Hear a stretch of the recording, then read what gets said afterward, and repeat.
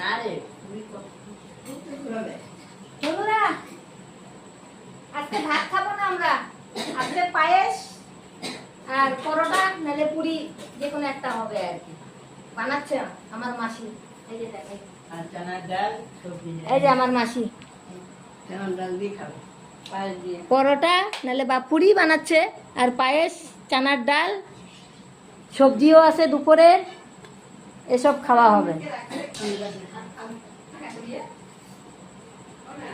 পায়েসটা বানানো হয়েছে, দেখাবো তোমাদেরকে, ঠিক আছে?